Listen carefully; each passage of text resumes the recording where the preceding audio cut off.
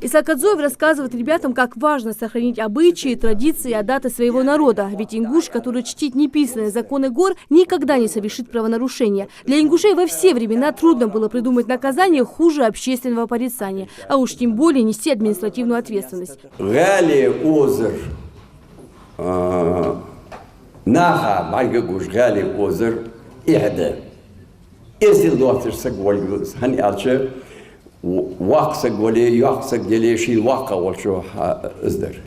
Такие лекции инспекторы по делам несовершеннолетних проводят в разных школах. Приглашают общественных деятелей, к которым дети будут прислушиваться. В основном читают лекции старшеклассникам. Рассказывают об административных правонарушениях несовершеннолетних. Чаще всего это управление транспортом без прав, нарушение общественного порядка, грабеж и хулиганство. Помимо этого здесь обсуждают само воспитание детей и те необдуманные поступки, которые они совершают. Исаак Адзоев вспомнил недавний случай, когда дети залезли на крышу высотки, рискуя собственной жизнью.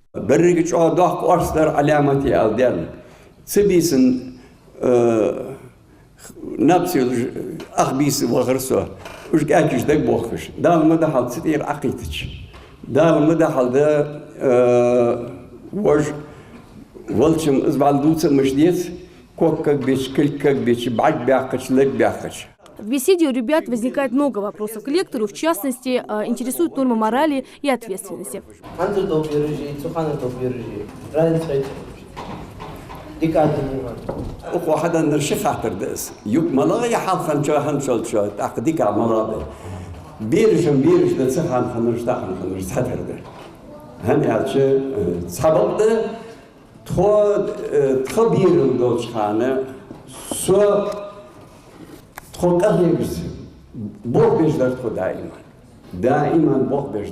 В Ингушетии нет определенной статистики административных правонарушений несовершеннолетних. Это во многом говорит о том, что ингушская молодежь не изменилась под влиянием современной жизни. Гордость и будущее республики наши дети, талантливые и умные. Телевизоршка, радиошка, اشتحشوا أخوجنيهم بيرش دقيقة باقة برش حشوا أخوج حيخم داتيلي في بيرش قيت دولش ده